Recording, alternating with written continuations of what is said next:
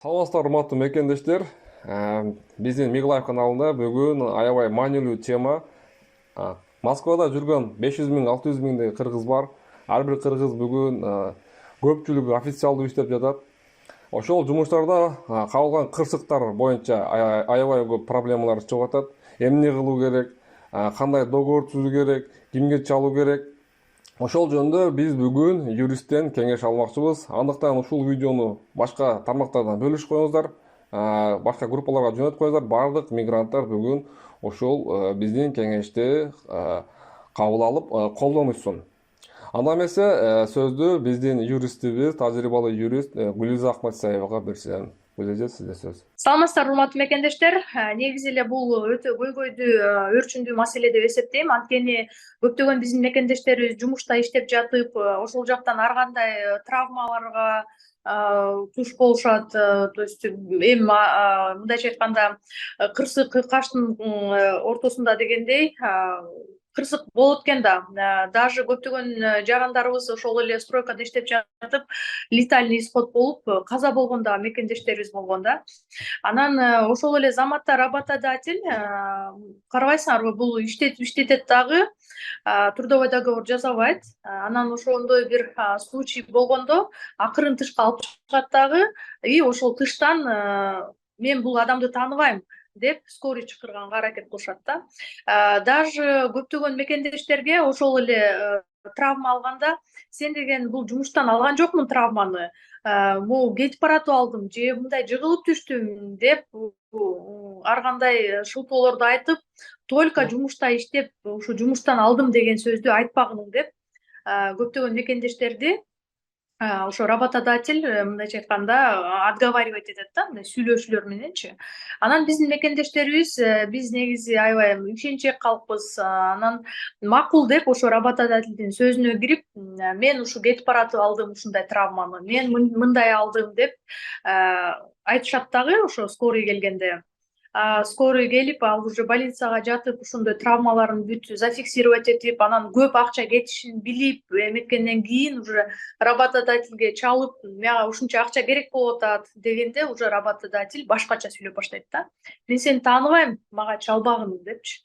Андай случайлар көп болгон негизи эле. Мен даже вот ушул эле айда бир случайды айтып берейин. Ушул биздин жараныбыз магазинде иштеп атып, ошол лифттен кулап түшкөн да. То есть лифттин канаты үзүлүп кетиппи, кандайдыр бир себептер менен ал ылдыйкы подвалга түшүп бараткан жактан ошондой лифтке түшүп кетип, травма алган да бутунан. Буту сынып.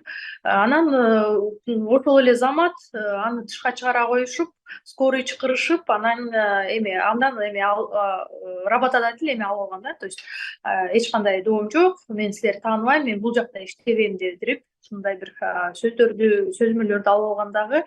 Ал уже кыз больницага жаткандан кийин уже ал работодатель мен сени тааныбайм, мага чалба, жазба деп блоктоп койгон.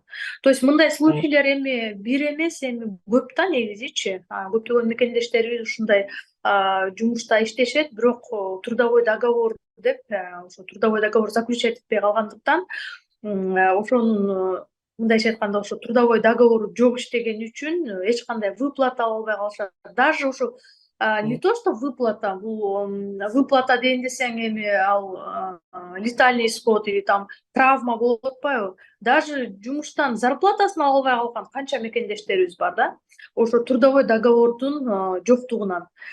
Бирок негизи мен силерге кичине информация катары айта кетейин. Негизи трудовой договордун болушу деле мындай көп ролду ойнобойт да кээде. Даже жок болсо дагы, ошо трудовой договор жок болсо дагы, силердин позицияңарды мындайча айтканда защита кылып, силердин позицияңарды сактай турган дагы өзүнчө определенный нормалар бар да законодательствода. Бул кандай? Силер ошон үчүн защита кылыш үчүн өзүңөрдү ошо жумушка кирип келаткандагы коридорду, названияны сүрөткө тартышыңар керек. Ошол жумушта именно спецодежда кийип алып мындай бир жумуш аткарып атканыңарды сүрөткө тартып коюшуңар керек. Бул да бир доказательный базанын эмесине кирет. Ошол кирип баратканда пропуск деп коет, бейджик, табель рабочий. жана ошондой эле журнал техники безопасности деп коет, каждый день расписываться экен. Ошол журналдардан өйдө сүрөткө тартып коюп, өзүңөргө мындай бир доказательный база кылып жүрсөңөр, спокойно соттон можно выиграть, спокойно даже до судебном порядке. Следственный комитетке заявление жазып деле, ошо зарплаталарыңызды алып, же болбосо кандайдыр бир травма ала турган болсоңор ошо жумуштан, выплаталардан өйдө бүт страховой взностордон өйдө төлөтүп алса болот да. То есть, конечно, кырсыктан Кудайым сактасын, но негизи эле сактаганды сактайт дегендей, өзүңөргө да сак болуп жүрүшүңөр керек. Өзүңөрдүн праваңарды, өзүңөрдүн укугуңарды всегда билип жүргөн бул жакшы нерсе да. Анан көпчүлүк учурда ошо биздин мекендештер мындай бир справедливость жок деп, мындай ушундай бир стресске кабыл алгандагы мекендештерибиз көп да. Же зарплатасын ала албай калган, же ушундай бир травма жумуштан алып, ошо травмасы мындай инвалид болуп калган да мекендештерибиз бар. Эч кандай выплатасы жок калгандар бар. Но обязательно ошондой эгерде бир тастыкталчу бир какой-то документтериңер болсо, ошол именно скорый келгенде ошол жакка чакырышыңар керек. Жылбашыңар керек. Прям каяктан травма алсаңар, прям ошо магазинден иштеп атып алдыңарбы, же стройкадан иштеп алдыңарбы травманы, прям ошол жакка чакырышыңар керек. И обязательно ошо медицинский работникке айтышыңар керек. Мен ушул жакта иштеп атып травма алдым. Даже вот эта запись, ошо медицинский эмедеги, даже силер жанагы ошо скорый бригадан чакырып атканда ушул объект, ушул жер, ушул жакта иштечү деген даже ошол закупсировать этилген силердин заявлениеңар дагы бул тастыкталчу документке кирет да. Ошонун баарын мындай кээ бирлер айтат да, мына бүт жерде камера бар, мен иштеп атканда ошо камера тартып жүрчү депчи. Ал камера деген только по судебному решению берет, же болбосо следственный комитеттин гана решениясы менен берет. А силер ал камераны мен барып туруп камераны бергиле десем бербейт. Аны только по решению, разрешение деп коет, ошо по решению берет. Анан көпчүлүк учурда ошол камерага таянып алышат биздин жарандар. Мен иштеп атканда камера бар болчу, ошол менен карап турчу, ошол доказательство. Жок, ал доказательствого бербейт. Анан обязательно ошол иштеп атканда фотографии, именно, то есть где вы там работаете, какую-то работу делаете, обязательно ошолорду дагы бул силердин тастыкталчу документиңер керек. Жана ошондой эле дагы бир документ, это ошол силер фирмада иштеп атасыңар да, ошол жака именно бир китеп заказ кылып, же какой-то бир документ заказ кылсаңар, ал жака деген ушундай ушул фирма аркылуу ушундай заказ болду деп дагы ошо курьерский доставканын дагы кагазы, чеги дагы мындай доказательство болот да, что вы там реально находились, реально там работали. Анан старайтесь тоже, например, ошо работодатель, начальниктердин фамилия аттарын жаттап алганга, кайсыл фирмада иштеп атасыңар, прям мондай бир тетрадь алып алып ошол жака жазып жүрсөңөр да жакшы. Фамилиясы мындай, аты жөнү мындай, ИП мындай названияда, мындай названияда депчи. Көпчүлүк учурда биздин жарандарыбыз ойлойт да, банкта пол жууп иштеп атса, ошо мен банкта иштеп атам депчи. Жок, ал ар бир клининговый компания, ошол компанияда иштейсиңер. Ошону никогда не забывайте, что силер именно напрямую ал жумушта иштебейсиңер, силер клининговый компания аркылуу келдиңер дегенди не забывайте. Кайсы клинингде иштейм, юр адреси каякта, ошолордун баарын запоминайте, прям пишите. Менеджердин фамилия атын кээ бирлер чалышат, менеджердин аты фамилиясы ким десең билбейт, бир кличканы айтышат, Лена, Люся депчи. Алар билбейсиң да сен кандай, анан кандай обращение кылышың керек. Силер эгерде ошондой тастыкталчу документтерди реально мындай собирать этип коюп жүргөн болсоңор, силер өзүңөрдү защищаете.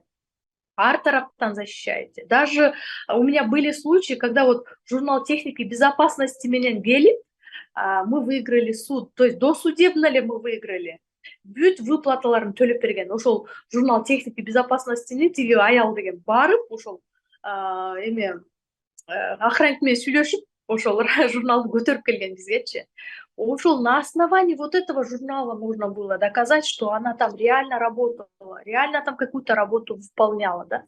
Анан, если работодательди жоопко тартат келе турган болсо, и мы если докажем, что она там действительно работала, действительно что-то делала, 800 000 штраф жазылат да, 400 000 рубль ИПга жазылат, а эме ОООго болсо 800 000 рубль штраф жазылат. Если силерди без трудового договора иштеткен болсо, без трудового, именно иностранный жарандарга. То есть, чтобы вы понимали, что работодатель силерди жумушка алып, өзү дагы мындайча айтканда жоопко тартыларын билет дагы булар. Ошондуктан ар тараптуу булар мен бул адамды тааныбайм дегендей кылып мындай защита кылып атканда даже журнал техники безопасности коюшпайт, жазышпайт, табель беришпейт, печаттарын көргөзбөйт, кайсы фирма экенин айтышпайт, мындай, чтобы сухим из воды выйти. А если силер өзүңөр ошол жакта иштеп атып, бүт тастыктап, жана документтердин баарын сүрөткө тартып алып, табелдериңерди или там ошол хотя бы блокнотко жазып жүргүлөчү, работодателиңердин аты, фамилия, имя, отчествосы, эмне деген фирма, хотя бы ошону жазып койсоңор деле, чтобы биз да понимать этебиз да, бул фирмада иштептир, ушул фирма экен деп, уже фирманы дагы изилдеп карап, мындайча айтканда, өзүңөрдү защита кылганды үйрөнгүлө, урматтуу мекендештер. Уже сколько можно, да, вот канча жылдан бери эле ушу миграцияда жүрөбүз, и каждый раз эле страдаете, каждый раз алданып каласыңар, каждый раз ушундай бир ситуацияга попадать этип атасыңар. Биз суроода мынал мен өзүм да иштеп жүрөм, анан кийин бизге жумушка киргенде там вводный инструктаж көрүшпөй, булар техника безопасности кол койду турушат, анан булар бизге айткан угуп калам да кээдечи. Там вот эта травма по вине самого работодателя из-за того, что он не соблюдал технику безопасности деп айтышат да орустарчы көбүнчө бизге. Ушул боюнча кандай дейсиз анан? Независимо, что они говорят, независимо. То есть именно работник несет ответственность, или там вот это он подписал, независимо. Он травму получил, работодатель полностью несет за него ответственность. Работодатель, он должен выплатить ему компенсацию, моральный, материальный ущерб, сколько он там дома лечится, ушел, зарплатасына берет төлөп берет. Эгерде ошол жарандын несовершеннолетний балдары болсо, балдарына да выплата кылып берет. То есть, чтобы вы понимали, что это бүт партияң серьезно. Почему эмне үчүн бизде ошон үчүн жумушка официально алгылары келбейт? Потому что ушундай бир случайлар да болот. Эми айтып атам го, никто не застрахован от именно кырсык болоордончу, никто не застрахован. Вот еще дагы бир суроо да, мына азыр биз көтөрүп кеттик. Мындайча айтканда, эгер работник, мигрант там башкабы ошол жерде иштеп жатып, неофициально иштеп жатса да компенсация төлөтсө болот, төлөйт да, ошондой. Мисалы договор подрядчик деп коебуз го. Договор подрядчик менен ошондой бир договорлор бар го, неофициально, а вот именно подрядчик деп коебуз, ошо окшоп бир договор түзүшөт дагы көп фирмалар. Да, смотрите, независимо, например, где вы работаете, договор менен, без договора, обязательно, если у вас будет доказательная база, что вы реально работали там, акчаңарды алсаңар болот да. Анан я же говорю, что доказательный база болгондо кээ бирлери наличка берет, расписка жаздырып алып. Мен алдым там акча депчи. Ошолорду да сүрөткө тартып алган. Ошол да доказательный база болуп кетет. Анан көпчүлүк учурда даже ошондой трудовой договорлор болсо да акчаларын албай калган учурлар да көп да. Көп, действительно көп. Обязательно ошондой учурлар болсо дагы заявление жазып, надзорный органдарга заявление жазгандан тажабагыла. Заявление жазып кайрылыш керек. Да, негизи рассмотрение көп убакыт алат. Көп убакыт алат. 1 жылдап, 2 жылдап соттошкон убакыттар бар. Вот недавно тоже Тушинский районный судтан бир эженин 350 000 зарплатасын алып бердик. Почти 1 жыл соттошту. Вот түшүнөсүңөр, почти 1 жыл. Но мы добились, чтобы она получила бүт акчасын баарын алып. Прям работодатель сотко келип туруп ошол соттон которду акчасын. Элестеп келип. То есть негизи орустар ушундай да, мындай, кандай десем, мунун колунан эчтеке келбейт деп до последнего мындай бир эметишет да. Но если мы докажем вот это все документально, почему бы нет? Надо аракет кылыш керек. Анан дагы бир айта кетчү нерсе, Полянка 7, то есть именно Добрынинскийде эме ачылганда миграционный служба баарына эле белгилүү болсо керек. Ошол миграционный службага кайрылгыла эгерде зарплатаңар ошондой болсо или именно ошо травма алсаңар жумуштан, ал деген при правительстве, при посольстве Кыргызской республики ачылган миграционный служба. Кыргыздын ар бир биздин кыргыз жарандарды защита кылганга толук акысы бар да. Полянка 8 бул жанагы посольство да, же башка. Полянка 7, Добрынинскийде бул посольствонун адреси бул башка, а Полянка 7 ошо посольстводон кичине өйдөрүп басат да. Эменин посольство Өзбекстандын жанында ошол болуп калат, миграционный служба. Мен бул жөнүндө өзүм мындай живой видео тартып эле жолдорун көргөзүп бүгүн ошол миграционный служба жөнүндө кичине маалымат беребиз, анда жакшы эстетип кеттиңиз. Бир суроо калды. Жанагы ооруп калат го. Мисалы жумушчу жумуш убактысында иштеп жатып, жумуш убакыты бүтө электе ооруп кетип калат да, анан суроо ошол жерде жумуш акысы төлөнөбү, там кандай болот? Или ошол кое бере коюп, анан ошол катуу ооруп калса компенсация төлөп береби жумуш неме берген тарап фирма? Больничный деген бар. Больничный деген негизи адам эми биз робот эмеспиз да, биз да ооруйбуз да. Жумуштан ооруп кала турган болсоңор, силерге именно үйгө жибер деп суранганда, работодатель силерге деген заявление жазып, то есть мындайча айтканда, силер работодательге заявление жазасыңар да, прошу отпустить под мою ответственность деп. Эгерде силер жумушта иштеп атып, мен үйгө кеттим деп кетип калып, жолдо баратып, машина сүзүп кетип же бир нерсе болот турган болсо, силерге жумушчу жооп берет, ошо работодатель жооп берет. Понимаете? Силерди жумуш убагында кой берип койгону үчүн. А на самом деле под свою ответственность деп заявление жазып анан кийин кой берет работодатель. Анан больничный деген бар. Эгерде ооруп калса, обязательно больничный аштырып, больничныйга чыксаңар, ошол выплата кылып төлөп берет больничныйыңарды. Үйдө жатканыңарды, ооруп жатканыңарды. Негизи бүт законно кыла турган болсо, жакшы эле выплаталар бар бул жактачы. Анан бүт партиян бир арт тараптуу жактан защита бар да, закон тарабынан. Именно Трудовой кодекс Российской Федерации деп отдельный китеп бар, ошол боюнча, закондор боюнча можно защищать себя. Аябай менин оюмча маанилүү, пайдалуу видео болду. Подписчиктер, мекендештер, бул видеону көрүп жаткан болсоңуздар, сөзсүз түрдө бир туугандарыңыз менен группага, жанагы айылдагы группа, фонд группа, мекендештер, ушул жакта иштеп жүргөн мекендештерге жеткизип коюңуздар, уктуңуздар. Даже если сиздер официальный трудовой договоруңар жок болсо дагы, сиздерде компенсация төлөтүп, кыргызга кабылганыңарды кайра акчаңарды алсаңыздар болот. Ошону айтып кетейин дедим. Гүлизе эжебизге, Юрс эжебизге рахмат, ыраазычылык бүгүнкү маекке. Кийинки видеолорубузда дагы маанилүү темаларды козгойбуз.